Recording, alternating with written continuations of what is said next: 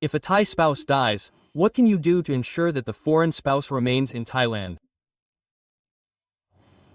Question mark. If you listen on YouTube, click on the three dots above and select Audio Tag to change to another language. This is for foreign spouses. If a Thai spouse dies, the foreign spouse will be considered legally disqualified. That is, if they were previously in Thailand on a non-resident spouse visa, they will be considered disqualified and unable to continue using the same visa. This is because the condition for changing visas or applying for an extension of stay as a non-resident spouse is to have a marriage certificate, whether it's from abroad or in Thailand. However, if a Thai spouse dies, that marriage certificate is invalid, right?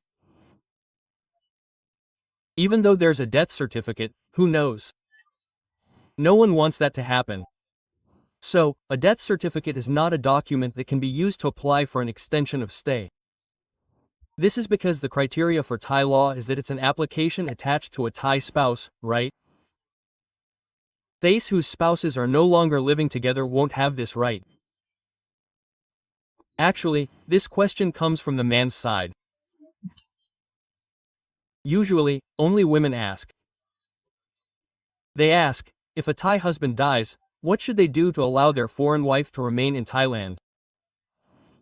But I'm using the term spouse to include both parties, foreign husband and Thai wife, or Thai husband and foreign wife. So, what should we do? Not many people ask, and I don't really understand. But it's something to ponder. In the past, if you lived with a spouse, it was because you could live in Thailand long-term because of your Thai spouse, right? But if your Thai spouse dies, there's still a way. But of course, as I said, a spouse's marriage certificate is no longer valid because the marriage certificate is no longer valid. What is it called? It's not a marriage certificate because one of the parties is no longer living. Using a death certificate isn't relevant. The death certificate will be used when you report to the immigration office, which is within 15 days of your spouse's death. Immigration might grant you a special stay for a while too. Clear up various issues. You can also change your visa type or whatever, but of course, the original spouse visa is no longer valid, as I explained at length. So what can you do? Well, let's just say that we have to plan ahead for the unexpected, right? So, first of all, I'm only talking about visas, not anything else. I'm not an expert on anything else. First of all, if you have children together, then if you have children, they're born in Thailand. I repeat, children born in Thailand. If children are born abroad, you have to go through a long process. So if children are born in Thailand, they're considered to have a Thai birth certificate, right? They're considered Thai nationals. So, they can be changed to non-family, or you could call them non-parents of Thai children. Family. It's better to change from a non-spouse to a non-family of Thais.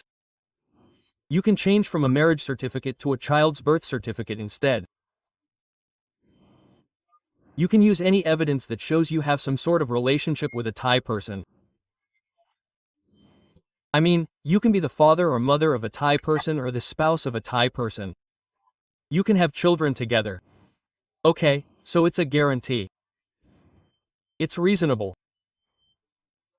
Because any country that accepts foreigners to stay there long-term must hope for something, right? If you can use a birth certificate, it means that you hope that foreigners will have families with Thais, and the next generation will have a child's birth certificate. You can use a child's birth certificate to apply for a non-family visa. The length of stay is the same. You can stay for 1 year, extending your stay by 1 year per year, leaving every year.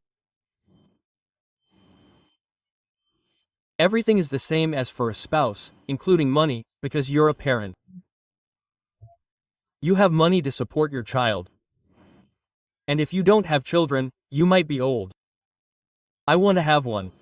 Having a child doesn't mean you'll save money. You have to raise a child, right? So, if you're asking if you can have a stepchild, it doesn't matter. A stepchild is someone else's child. Even if you adopt, it's not your child. What is it called? The birth certificate is valid because the birth certificate must state the father and mother's names, right? If a foreigner is the father or mother of that Thai child, then it's considered valid. We don't know what tests are required to have the name on the birth certificate as the father or mother.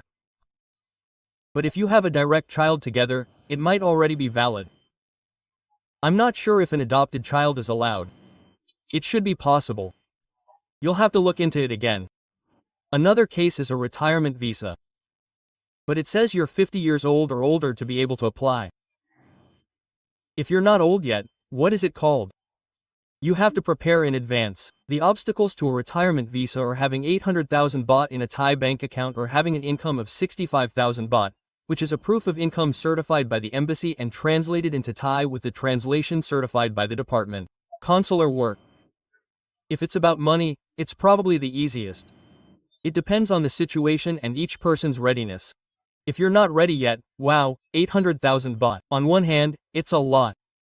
Can you buy a house with it these days? But on the other hand, it's considered a security deposit to stay in Thailand.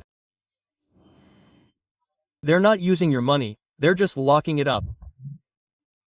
It's like your money is there, but you can't withdraw it. They don't take it. So, you have to gradually save it. Open this account. Use it to apply for a visa. Slowly save it until it exceeds 800,000 baht. I recommend leaving it like that. I mean, it depends on each person's financial discipline. If you accidentally withdraw and use it until it falls below that, they won't give it away forever. Theoretically, the 800,000 baht is deposited 2 months in advance before applying for a 1-year extension.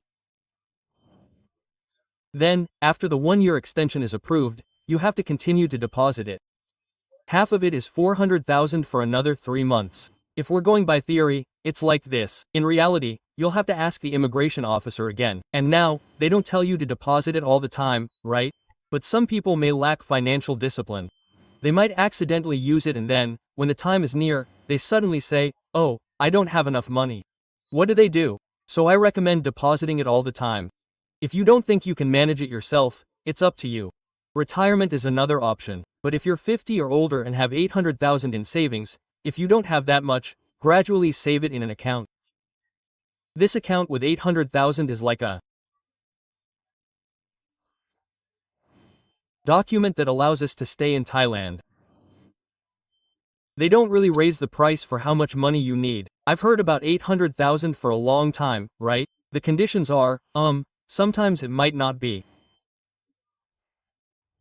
very fair, but the financial criteria, if you compare it to other countries, are still not that great. How much? Okay, so to sum it up, if a Thai spouse dies, whether it's a Thai husband or wife, the foreign spouse cannot renew the non-spouse visa. However, there are other options.